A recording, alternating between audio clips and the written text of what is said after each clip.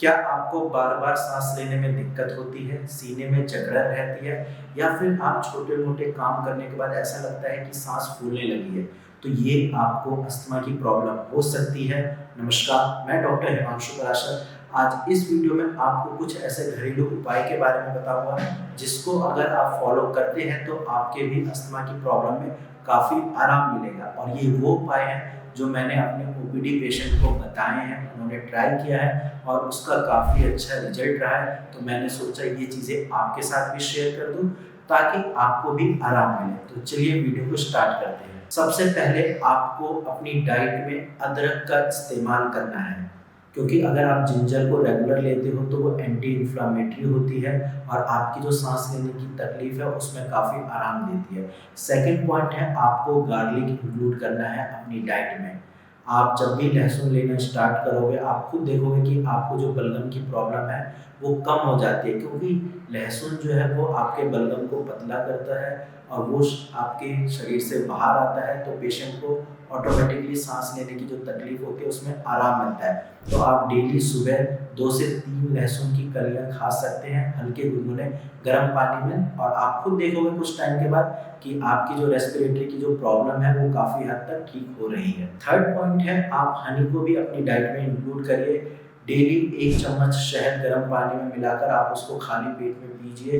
कुछ टाइम के बाद आपको जो सांस लेने में तकलीफ हो रही है वो काफ़ी हद तक कम होगी और आप खुद फील करोगे कि हाँ सर, ये चीज़ें जब मैंने लेनी स्टार्ट करी हैं काफ़ी आराम मिला है। इसके अलावा नेक्स्ट पॉइंट है हल्दी वाला दूध। अब जैसा कि मैं अपनी पिछली वीडियोस में भी बता चुका हूँ, हल्दी एंटी इन्फ्लामेटरी है, यानी कि आपकी बॉडी में इन्फ्लामेशन नहीं होने देती, और साथ में अस्थमा पेशेंट के लिए हल्दी बहुत ज़्यादा ज़रूरी है। अगर आप रेगुलर हल्दी वाला दूध लेते हो तो एक तो आपका म्यूकस भी पतला होता है, दूसरा आपके जो चेस्ट में कंजेशन बनी रहती है वो भी ठीक होती है, और डायरेक्टली आपका जो अस्थमा की जो प्रॉब्लम है उसमें काफ़ी आराम मिलता है। एंड नेक्स्ट और मोस्ट इम्पॉर्टेंट पॉइंट है, स्टीम लेना है। अक्सर मैं पेशेंट को यही बोलता हूँ कि आप भाप लीजिए। आप पानी को गर्म करके उसमें अजवाइन, विक्स या जो भी आपके पास अवेलेबल है वो मिलाकर और उसकी भाप लीजिए। दिन में 2-3 बार लीजिए। जब आप ये भाप लेते हो आप खुद देखोगे कि आपका म्यूकस काफ़ी पतला हो रहा है, चेस्ट में जो आपका बलगम जमा रहता है जो बार बार खांसने से नहीं निकलता, लेकिन भाप लेने से वो बाहर आएगा और आपको ऑटोमेटिकली जो डिफ़िकल्टी इन ब्रीदिंग वाली प्रॉब्लम है वो धीरे धीरे करके ठीक होने लगेगी, और एक टाइम के बाद आप देखोगे कि भाप से काफ़ी अच्छा आराम मिलेगा। तो ये सारी चीज़ें हो गई, अगर इनको आप अपने घर पे फॉलो करते हो तो डेफिनेटली आपको आराम मिलेगा। इसके अलावा कुछ चीज़ें और हैं जिसका आपको ध्यान रखना है। सबसे पहले आप अपने आप को डस्ट से बचाइए। जहाँ भी धूल मिट्टी आपको दिखे आपको अपने नाक पे रुमाल या कोई कपड़ा रखना है, क्योंकि अक्सर अस्थमा की प्रॉब्लम इन चीज़ों से एग्रावेट करती है। सेकंड चीज़ है, आपको ठंडी चीज़ें अवॉइड करनी है, क्योंकि मैंने ये देखा है विंटर्स में या ठंडी चीज़ें लेने से अस्थमा की प्रॉब्लम बढ़ने लगती है।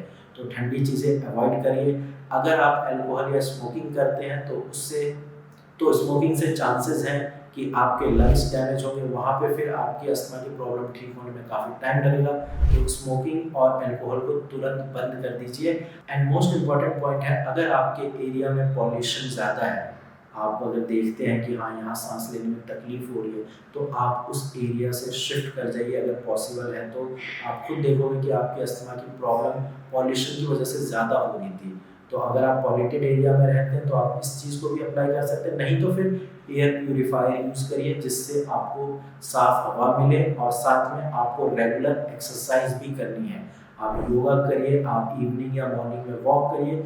ये सारी चीज़ें जब आप करोगे तो डेफिनेटली आपकी अस्थमा की प्रॉब्लम कुछ हद तक ठीक हो जाएगी। बाकी परमानेंट ठीक होने के लिए वही बात है, आपको दवाइयों की ज़रूरत पड़ेगी, और अगर आपके पास कोई टेस्ट रिपोर्ट है तो आप डायरेक्ट नीचे दिए गए नंबर पर शेयर करिए। आपकी भी अस्थमा की प्रॉब्लम बाकी पेशेंट की तरह बिल्कुल जड़ से ठीक हो सकती है। आज की वीडियो में इतना ही। धन्यवाद।